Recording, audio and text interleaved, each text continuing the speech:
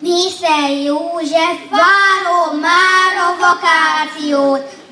már a vakációt, hogy úsztassak papírhajót, elvessek sárkányokat, célútjain csavargókat.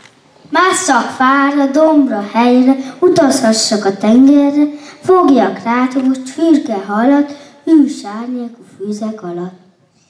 Míg csapatba focizhassak, s lepkék után rohangáljak, a tisztáson vagy a réten, lebarnulva jókedvűen. Késő estig csatangoljak, bogarásszak, madarásszak, nem gondolva évkezdésre, csengő szavú szeptemberre.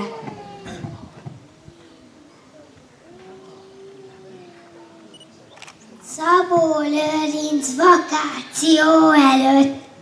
Drága jó iskola udvara, iskolapad, hurrám a sok gyerek örömen ad. Kifele rajzik a siserehad, csak azt várják kicsit, hogy te most születig árva vagy. Volt lecke rengeteg, s játszottunk eleget, szurkoltunk is, lehet, de üssekő. Ami rossz elszalad, ami jó megmarad, tótágas gyerekek, szállt cigánykereket, ma az a fő, hogy itt van a nagy szünidő. Meg a bizonyítvány, hurrá, ha hó, 3 jelest mond, a többi jó. Leckénk ezután a nyár meg az erdő, a hegy meg a tó. Hújjá, tanító néna bácsi, puszilni való, szörő maga mondja áci, káci, akáci, nála is jobb a vakáció.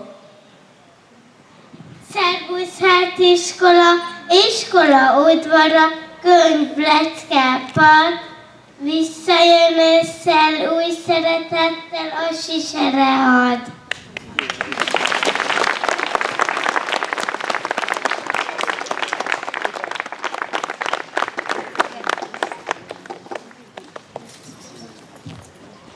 Mint minden évben, idén is jutalmazó iskolánk egy több éven át kiemelkedő teljesítmény nyújtó tanulóját, pedagógusát. Az Önfelett Gyermekmosolyeg Közalapítvány által adományozott Somsi díjakat Major Péter úr adja át.